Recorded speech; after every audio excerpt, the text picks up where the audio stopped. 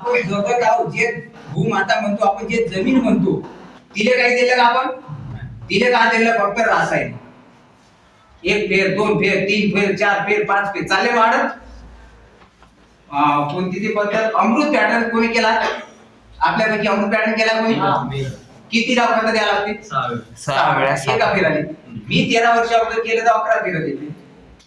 मला सांगा 11 वेळेस एकच चाकू या माणसाने इथं सोबत हे जागा राहील का? मग त्या जमिनीवर तुम्ही 11 वेळ खत टाकल्यावर त्या जमिनीची परिस्थिती कशी होईल? समजण्याचा भाग आहे की नाही? खराब होईल ना. तेच आपण चुका करत आहोत. एसआरटी मध्ये काय करताय? हळूहळू आपल्याला रासायनिक बंद करायचं. आता मी आहे तो का ज्याचा आता रासायनिक नाही आहे, गहू, तुरी, चना आणि सोयाबीन बिगर रासायनिकचा आहे. त्याच्यासाठी मी 5 वर्ष झिजलो. तूप खाल्ल्याबरोबर रूप येणार नाही. तुम्ही एसआरटी केल्याबरोबर तुमचं उत्पन्न वाढणार नाही. आणि एसआरटीचा पहिला मुद्दा लक्षात ठेवा. कोणी करा, इतकी लोक आहेत, इतक्या लोकांचे 100% लोक, 100 लोक आहेत, 100 लोकांपैकी 70 लोकांना पटेल, 30 लोकांना पटणार नाही.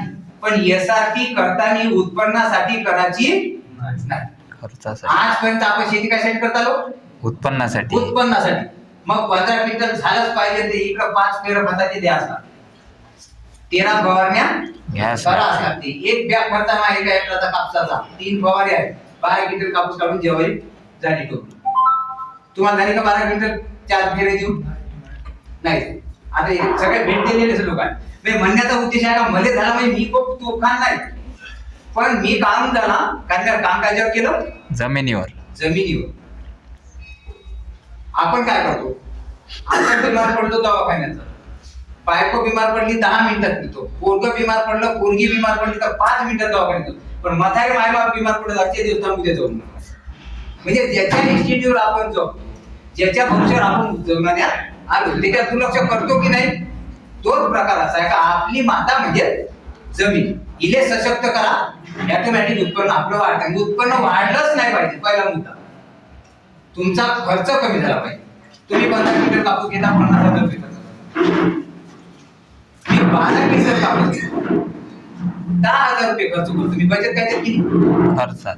कापूस तुमचा 7,000 जाणार, कापूस माय 7,000 जाणार. उरणारी रक्कम उन्हाळ्याचा खर्च पावसाळ्यात करा.